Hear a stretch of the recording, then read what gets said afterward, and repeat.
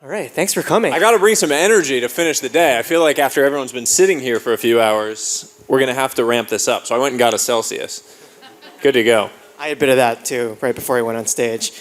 I feel like the last time we sat down together, it was a few months ago, Core Club, and you were telling me about your book launch. And this was before you've done before you did the launch, and now you are 8-week New York Times bestseller. You sold over 250,000 copies. You're on billboards everywhere. You've gone on the talk show with Chris Williamson. So first of all, I just want to say congrats on the book launch, and let's just give Sahil a round of applause. It's an incredible book.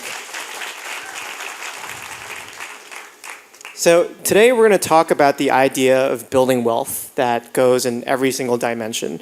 And this is something that you've said is your purpose or your life's mission, to help other people realize that there are other types of wealth beyond financial wealth. Before we dive in, for the folks who don't know Sahil, I just want to give a quick background on him. He is obviously a New York Times bestseller of the 5 types of wealth. He's a speaker and a writer with over 1 million followers. He's recently been a podcast guest on, like I mentioned, Chris Williamson and Scott Galloway. He's also a partner, some folks might not know this, a partner at SRB Ventures and a founder of SRB Holdings, a portfolio of cash flowing companies. So we're so glad you're here with us today. And I would love to start off with a question relating to your book. What prompted you to write the 5 types of wealth, and what was the context behind that? This is really a manifestation of my own journey. The book is not about me, but it is a representation of something that I experienced in my own life. I write about it right at the outset of the book. It's the opening line of the book. This conversation that I had with an old friend in May of 2021. And the important context is really leading up to that conversation. I spent the first really 30 years of my life marching down the most traditional path or definition of success, if you will. I come from a mixed race background. My mom was born and raised in Bangalore, India. My dad was born and raised here in the Bronx, New York. And both sides of my family, I felt like I experienced a lot of pressure academically. My mom being Indian, very academically oriented culture. Actually, seriously, to this day, my mom still asks me if I'm sure I don't want to go to medical school. So real academic pressure from that side. And then my dad is a professor at Harvard. So got it from both ends. And from a young age, I always sort of felt inferior academically. I have an older sister who is extremely high achieving academically. And from those early years, I remember telling myself this story that I was not very smart, that my sister was the smart one and I had to be something else. And those stories that you tell yourself from a young age are really powerful in shaping your reality. Because humans, the narrative fallacy, it says that we will look around and find evidence that confirms the stories we already believe about ourselves. So if you tell yourself as a kid that you are not smart, I guarantee you will find every single piece of evidence that confirms that belief, and you'll ignore everything that would tell you otherwise. So I did that from a young age. And what that did was it created this feeling of insecurity in me that I was constantly in search of something to cover up. It's an internal problem that you seek external solutions to solve. And as you get older, you obviously start to learn that you cannot solve an internal problem with an external solution. But in my immaturity of my youth and my early 20s, I thought I could. And in society, the best way to get those external solutions is by achieving the traditional scoreboard definition of success, which is making money. It is to go and get the bonuses, the promotions, the titles, the jobs, the things that you feel like are going to get you those pats on the back that are going to make you feel good. And I went and did that. I got a job that I thought was going to lead to the idyllic land of happiness and success, making money, getting promoted, doing all of these things. And on that path, I was achieving and winning this one game, but starting to feel that I was losing the much bigger picture war. My relationships with my parents, I was living 3,000 miles away. My sister and my relationship had ground to a halt.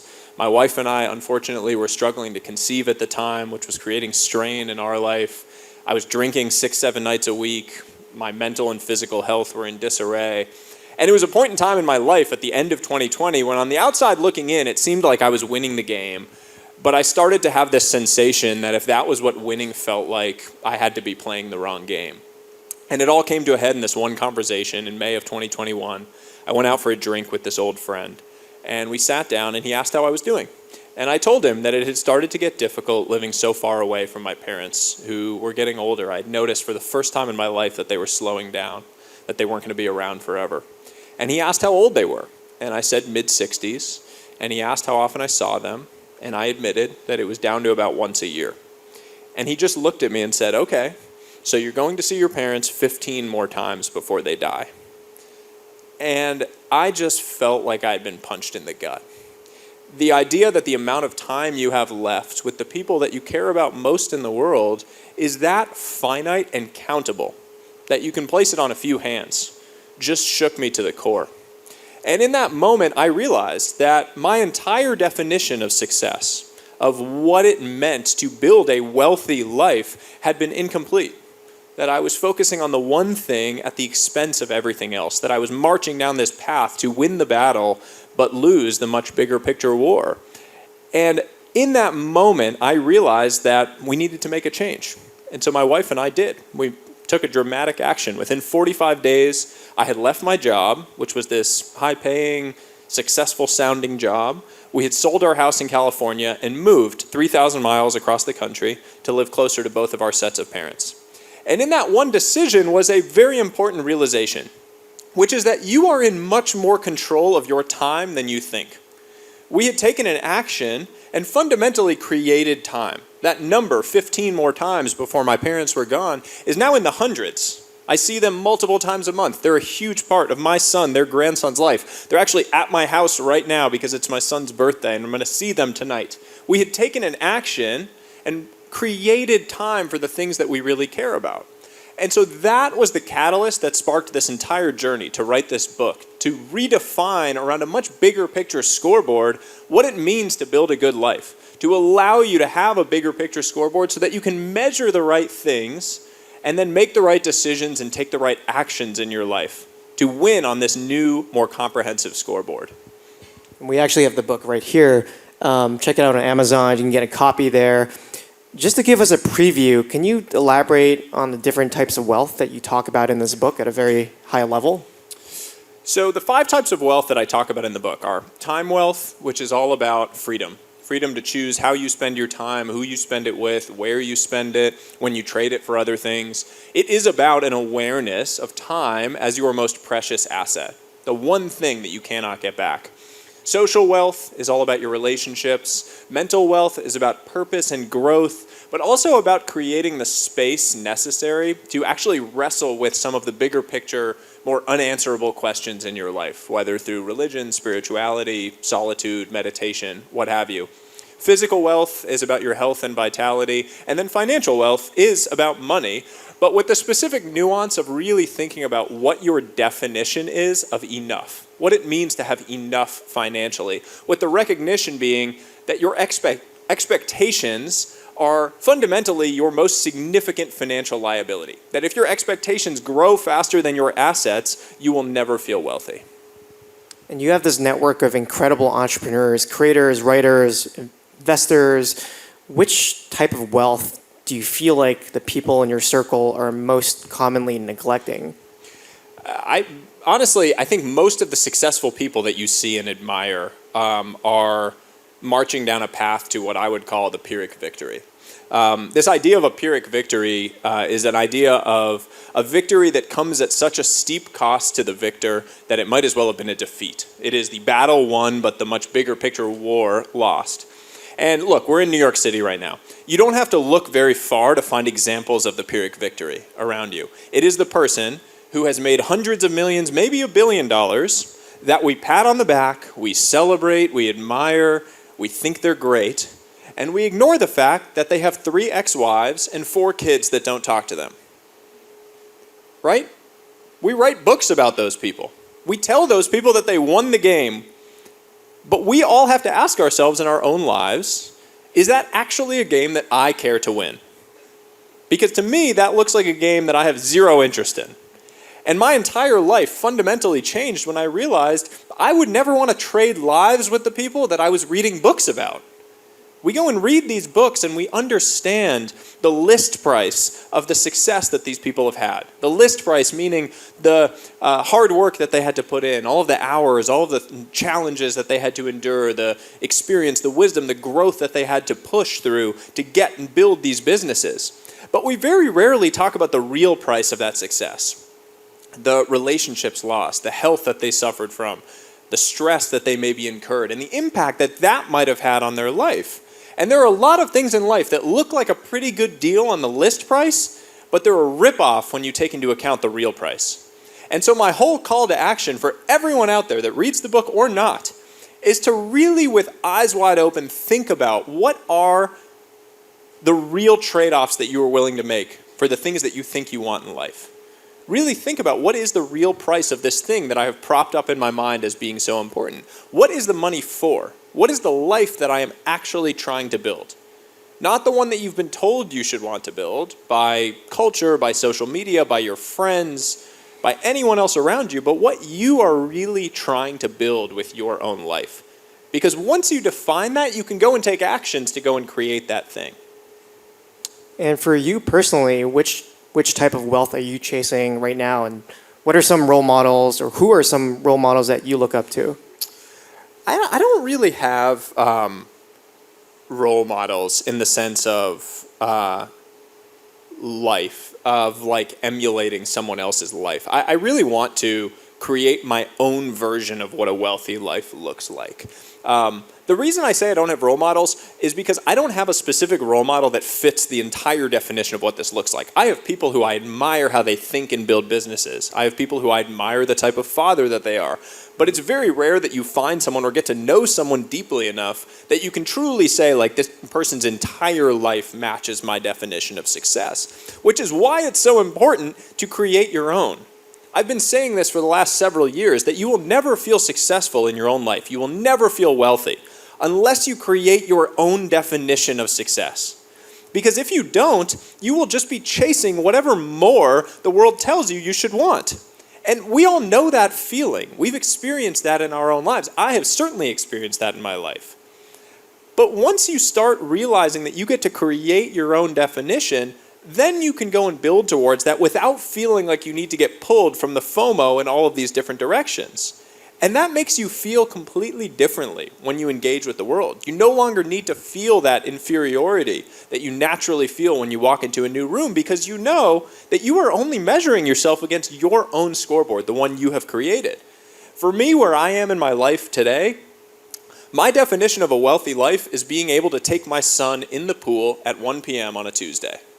That captures everything that I want to build about my life. I want to have the freedom to be able to, on a Tuesday at 1 p.m., go outside.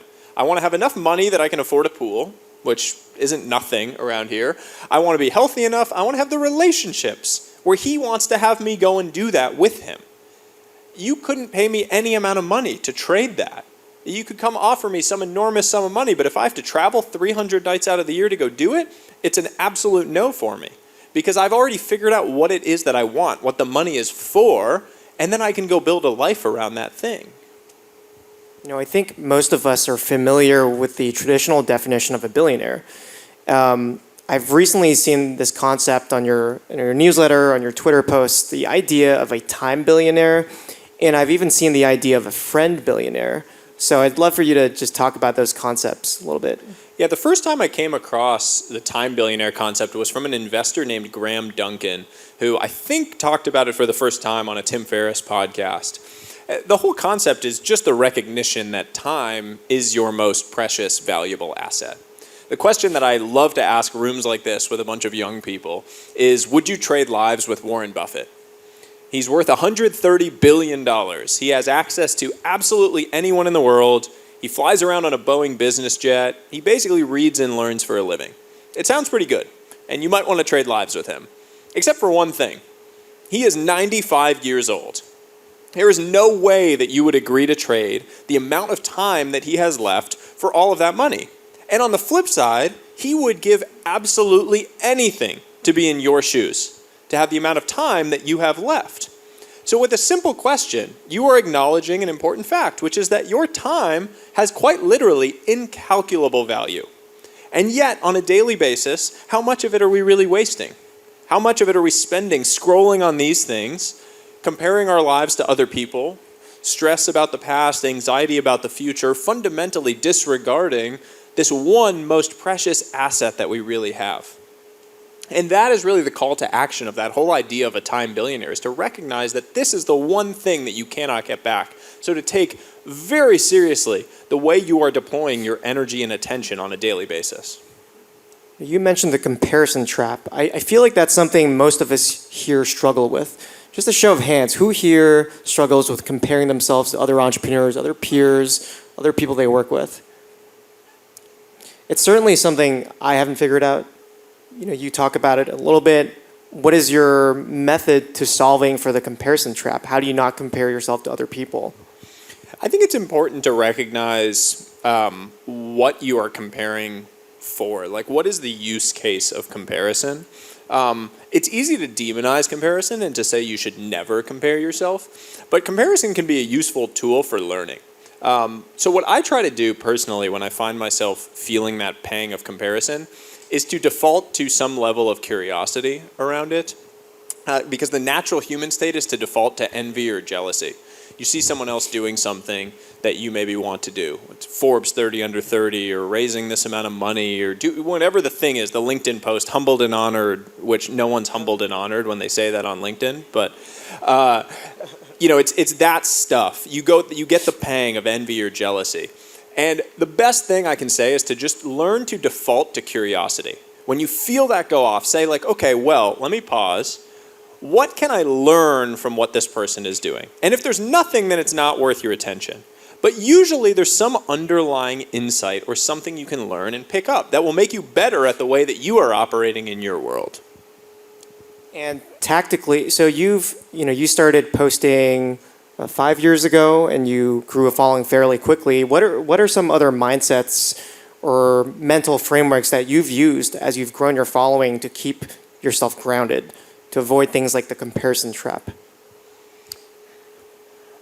I really do think that what I said earlier about knowing what games you really want to play is an important one. Because it's easy to feel the pang of jealousy or envy, but when you zoom out and realize that a lot of the games that you're seeing other people play are not really games that you care to win or games that you care to play in the first place, it resets your perspective around these things. I constantly look around and see people that have followings of similar size to me or even smaller that are making extraordinary amounts of money, selling courses or doing coaching things, all sorts of things that I would view as like shiny objects. Like, oh, I could go do this, I could go do that, I could be making this much more doing this.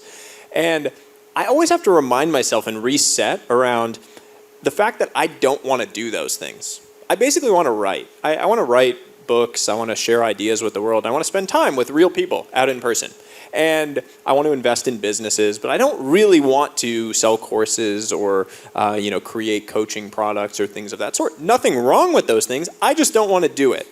And for me to realize that has helped a lot, because now I don't feel the need to get grabbed by all of those shiny objects or make myself feel bad over it, because I don't really want to play those games that other people are playing well. How often do you see this shiny object syndrome in your circles? Do you feel like most of the folks are sort of always moving to the next shiny thing, or do you feel like folks who made it to the top are fairly focused and disciplined on what they're working on? Yeah, I think it is I think it's like the midwit meme, probably, if you know what I'm talking about, where like people that are just at the very start have to be focused because they're so early in Maslow's hierarchy of needs that the only thing that matters is getting those basic needs. So you are naturally super focused on the couple of things that you can do. You go through this period where it's almost like an accordion. Like you start having some success and all of a sudden new opportunities open up to you. And they're very alluring because you've never had these new opportunities. So you get into this middle rung of people, which is probably where I am, where all sorts of opportunities are available to you that you could go chase, and you get so excited to go chase all of them, so you do, and it's a big mistake. right? What you find is that you go chase a bunch of things with 80% energy on each, and 80% in on something is basically all out. You can't possibly make progress on these things meaningfully if you're doing that. I've made that mistake several times. I will never make it again. I'm learning, trying to develop around that. But what you find, I think, is that that is like this middle, and the people that have made it to the very top have learned that you basically achieve these levels of success by going all in on one or two things that really matter, that you really care about. It doesn't have to be the perfect thing, you just have to be all in on something. And that is a key differentiator that I see, at least. It's very hard to go from 0 to 1 in multiple pursuits, it seems like.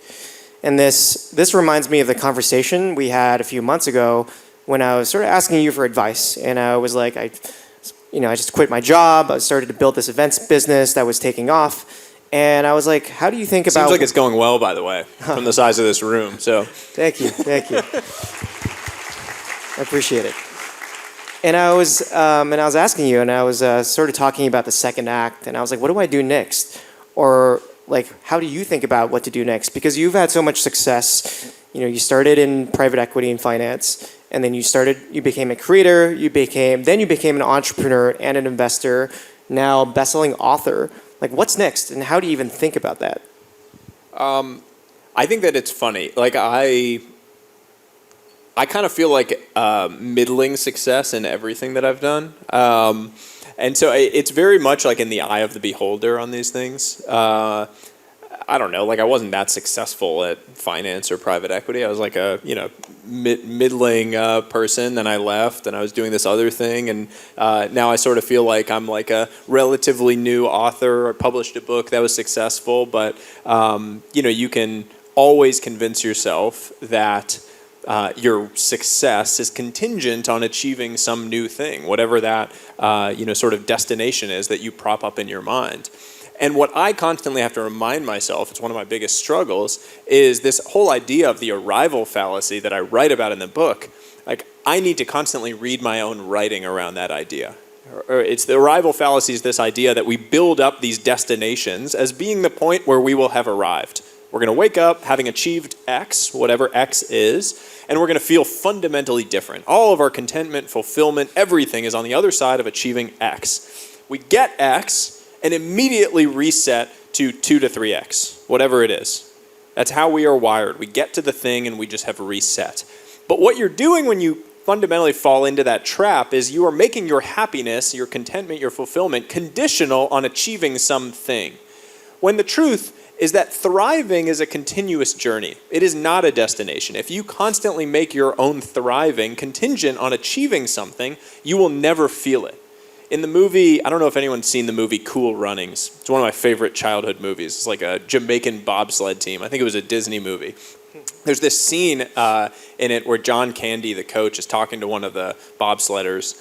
And they're talking about how John Candy had won a gold medal. And the guy says to him, you had it all. Like, I don't understand why you're not happy. Like, you had everything. You had the gold medal.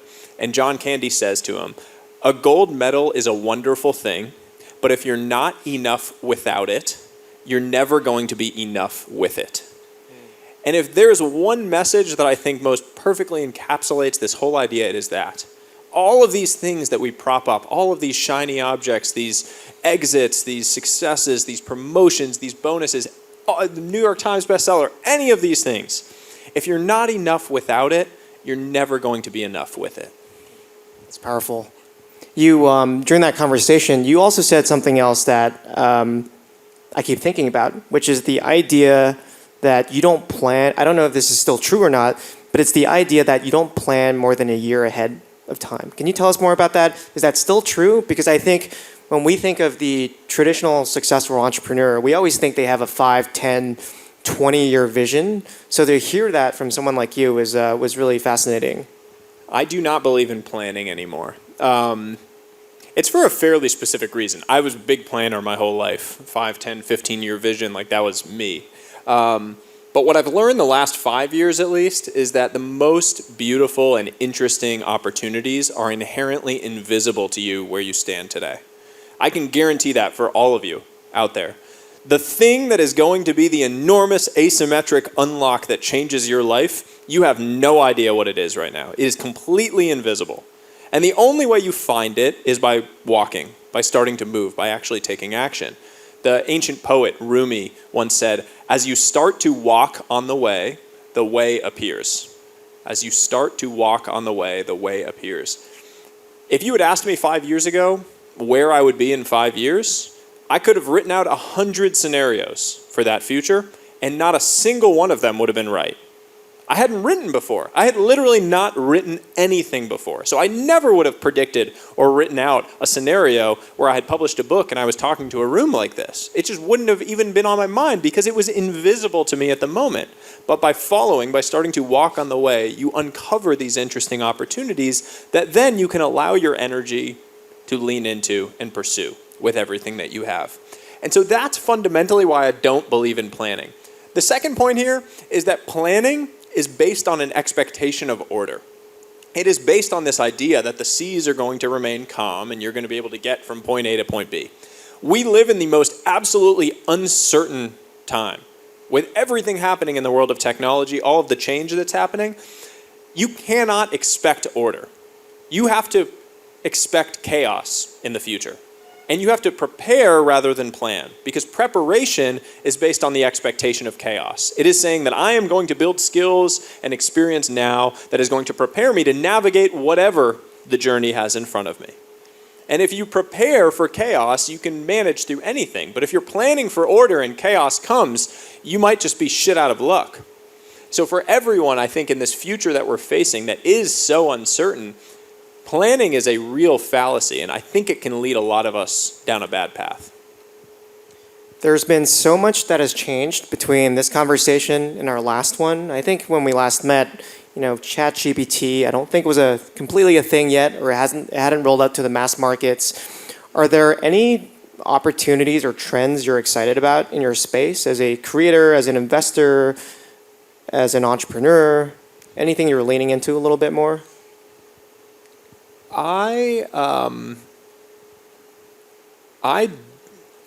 This is tough. I mean, I sort of have two minds when it comes to everything that's happening in the world of technology. One side of me is highly pessimistic. That side of me is a father of a 3-year-old who I really have a tough time figuring out what he's going to do when he's an adult. I think it is going to be a very, very difficult environment if you are not exceptional at the thing that you do. And I don't really think it matters what that thing is. I think being dynamic and being prepared for that chaos is more important. But I do think it's going to be a very challenging environment for someone who just wanted to go punch the clock and be average at their job or at their career. And I think that's going to call into question a whole lot of realities about what the meaning of work and what it creates in your life even is at the end of the day. And that's why I have all of these sort of dystopian fears about what the future looks like for our children, although frankly I could see it in the next 5 or 10 years even. Then there's the side of me that's enormously optimistic, which just says that human consumption and desires know no bounds, and all of these technologies are going to unlock an enormous amount of creation and consumption opportunities to create a significantly better life than the one that we've all grown up with, and certainly better than our parents did. And so I'm sort of trying to navigate and balance these two minds. For me personally, with the things that I do, I write about life and purpose and relationships, and I think what we are facing is fundamentally disrupting a lot of those things. And so there's a lot of opportunity to think about and write about these things. I don't personally use AI with any of my outward facing things in terms of writing. I occasionally use it as a brainstorming partner. But I personally think that with a pendulum swing of technology where more and more of our daily lives are interacting with technology, that people are going to long for things that are human. Actually, sitting in this room is a perfect example. People coming out, spending time, meeting people in person. These are the kind of things that I would want to invest in, simply because I think it's sort of contrarian to lean into things that are uniquely human in a day and age where everyone wants you to just go AI, AI, AI. I've noticed that you talk about your childhood a lot, and even through this conversation, and I think it's really cool to see, a role model and a public-facing person who also champions the idea of being a family man, and also an entrepreneur. Can you tell us a bit about the idea of the magic years? You talk about this concept in the book, but the idea of the magic years. Yeah, I will just say, one of the reasons that I share things publicly about my family, I get a lot of questions about this, is that I personally think that the version of masculinity that is being sold by a lot of the influencers out there is a rather disgusting and misogynistic one that I really think needs alternatives and voices of examples of people who can be masculine and alpha while also being a loving husband, father, and friend. And that masculinity is not about being tough and an asshole. And it's about fulfilling your responsibilities, about being a caring citizen and human. And I think that being willing to share these things and show those sides of my life is an important part of spreading that message in some way. And I hope that, and I do see more and more people that are willing to do that out in the world. And so I that is the reason that I share so much of my personal life and of my family. And I think that it doesn't come without trade-offs and risks in certain cases, but it's a meaningful one to me in terms of what I'm trying to do in the world. When you talk about the magic years and the magic windows, this is just this idea that there is a devastatingly short window of time that you have with your kids. 95% of the time we have with our children is over by the time they turn 18. 75% is gone by the time they turn 12. Everyone always says you get 18 summers with your kids. It's not really true. It's way less than that. The first few summers, they're kind of just a blob, if we're being honest. And the last few of that, they have best friends. They have other friends. They go to things. They have activities. They don't want to just hang around with you. So you maybe get 10 years with your kids when you are truly their entire world. And yet that also happens to coincide with the time in your life when you are told to chase every single version of more that the world tells you should want. And my call to action for people is just to question that, to ask yourself what really matters to you during those years, during this time, and how can you navigate that tension that exists between the desire to be present and your own personal ambitions, the things you want to go and create in the world. How can you include your kids and your partner in the why of why you are pursuing the things that you are doing?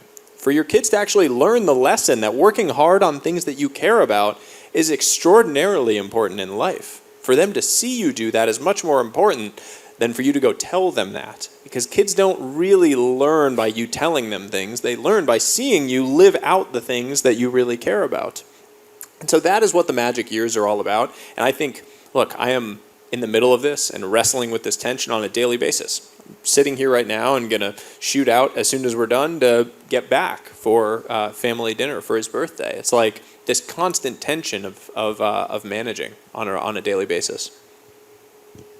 I'm really enjoying this conversation. I think we have time for 2 more questions. In the spirit of what we're doing here in community and events and IRL, you also talk a lot about building genuine relationships that are not necessarily transactional. Any advice you would share to this group on how they can build relationships with the other people in this room or just generally in their career? I would say one of the most important principles that has really helped me has just been that I'm never afraid to be the one that sends the double text. It's kind of a funny way of saying what I mean, but basically what I mean is that if I want to build a relationship with someone, if I care about them, if I'm interested, if I feel like there's mutual learning that can happen, I feel no shame in sending a follow-up if the person hasn't replied. Like, I don't mind sending a double text or a triple text to someone if I really care. And I think a lot of people get held back simply because they aren't willing to do that. And if I stopped every single time someone didn't reply to the first email I sent or the first text message maybe I sent, there are a lot of relationships that are very meaningful and valuable in my life that never would have been created. People that I've just noticed, didn't reply to something that I followed up on. And I think that, there's a whole narrative around like, oh, well, if someone's not giving you their energy, you shouldn't give them more. And I think that's fine at some point. But the reality is if you want something, you need to be willing to go and ask for it. And this is sort of a version of that. It is to say that you have to be willing to follow up. Because a lot of times the person just missed the thing. I mean, the number of messages that I get from people, emails, text messages, that I just miss now because of the volume, usually the follow-up is the thing that then prompts me to see it and reply. And so I think that being less bashful about that, you'll find that there are a lot of great relationships that are built on the other side of it. I like that a lot. Send a double text, send a triple text. Maybe not to a romantic partner, but networks. I haven't been in the dating market since I was like 15, so I can't really speak to that. So this is a really ambitious group of folks who probably think about the idea of financial wealth and the different types of wealth a lot. Any final pieces of advice or a call to action that you want to leave this group with as they are building or perhaps earlier in their journey and are trying to build some sense of financial wealth? I guess I'll just finish with a story that some people have probably heard, but I just love it. And I think it encapsulates this whole thing. It's the story of an investment banker and a fisherman. Banker goes down to this Mexican fishing village, and he's walking along the docks, and he comes across this fishing boat with a few fish in it. And he asks the fisherman, how long did it take you to catch those fish? The fisherman says, only a little while. And the banker says, why didn't you fish for longer? The fisherman replies, well, I have everything I need. In the morning, I fish for a little while, then I go home, I have lunch with my wife, then I take a nap, then in the evening I go into town, I drink wine, play music, and laugh with my friends. And the banker's like, you got this all wrong. Here's what you got to do. You got to fish for longer so you can catch more fish. Then you use the money to buy a second boat. Then that boat fishes. You buy a third boat, a fourth boat, a fifth boat, a sixth boat. You have this whole fishing enterprise. You move to the big city. You take your company public, and you're going to make millions. And the fisherman looks at him and says, and then what? And the banker is incredulous. And then what? Then you can retire and move to a small fishing town. You can fish for a little while in the morning, then you can go home, have lunch with your wife, then in the afternoon you take a nap, and then in the evening you go into town, drink wine, play music, and laugh with your friends. And the fisherman just smiles and walks off into the distance. That story is traditionally interpreted as being about the banker being wrong and the fisherman being right. I disagree. I think it is about the fact that the two have fundamentally different definitions about what it means to have enough. It is okay and perfectly reasonable if the banker's definition of enough is building something big, chasing this grand ambition, creating jobs, going after this big enterprise. But for him to apply that map of reality to the fisherman's terrain makes no sense, because the fisherman is already living his definition of enough. And yet, that is what we do on a daily basis when we take out our phones and we compare other people's maps of reality to our terrain. We allow other people's maps to influence how we feel about what we are building in our own life. So the call to action in all of this is to identify the mountains that you really want to climb, the races that you really want to run. What is your definition of enough? What is the money for? What is the life you are really trying to build?